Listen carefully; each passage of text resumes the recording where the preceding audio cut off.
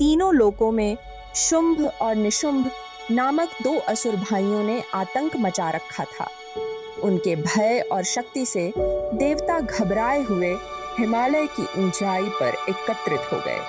वे स्वर्ग का वैभव छोड़कर शांति की तलाश में मां पार्वती के पास पहुंचे। देवताओं की आंखों में निराशा झलक रही थी। वे मां से रक्षा की प्रार्थना कर रहे थे। देवताओं ने हाथ जोड़कर मां पार्वती से अपनी रक्षा की गुहार लगाई। उनके स्वर में करुणा और भय दोनों था। मां पार्वती ने देवताओं की बात ध्यानपूर्वक सुनी। उनकी आंखों में करुणा चमक उठी।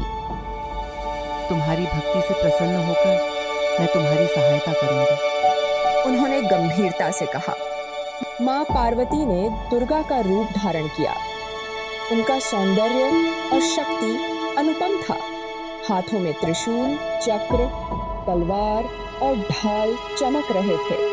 उनके सिंह की गर्जना से वातावरण गूंज उठा। देवताओं के चेहरे पर आशा की नई किरण दिखाई दी। शुंभ और निशुंभ ने मां दुर्गा के सौंदर्य और शक्ति को देखकर उन्हें अपने पास बुलाया।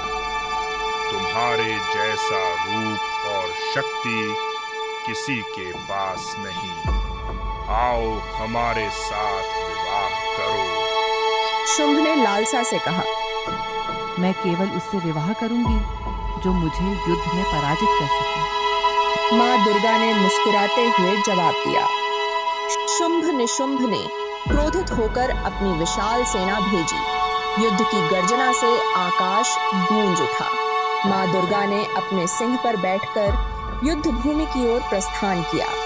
उनके प्रत्येक शस्त्र से दिव्य ज्योति निकल रही थी। चारों ओर भय और आश्चर्य का माहौल बन गया। छंड और मुंड ने दुर्गा पर हमला किया, लेकिन मां दुर्गा ने अपने शस्त्रों से उनका वध कर दिया। असुरों की सेना तिनके की तरह बिखर गई। शुंभ और निशुंभ स्वयं रणभूमि में उतर आए। उनकी आंखों में क्रोध था। अब तुम्हारा अंत निकट है। दुर्गा ने गर्जना की। मां दुर्गा ने अपने त्रिशूल और चक्र से असुरों पर प्रहार किया। शुंभ और निशुंभ की शक्ति क्षीण होने लगी। अंततः दुर्गा ने दोनों का वध कर दिया। देवताओं की जय जयकार से आकाश गूंज उठा। चारों ओर शांति और आनंद का माहौल फैल गया। देवताओं ने मां दुर्गा की स्तुति की। तीनों लोकों में खुशी की लहर दौड़ गई। मां दुर्गा की इस लीला ने बुराई पर अच्छाई की विजय को स्थापित किया।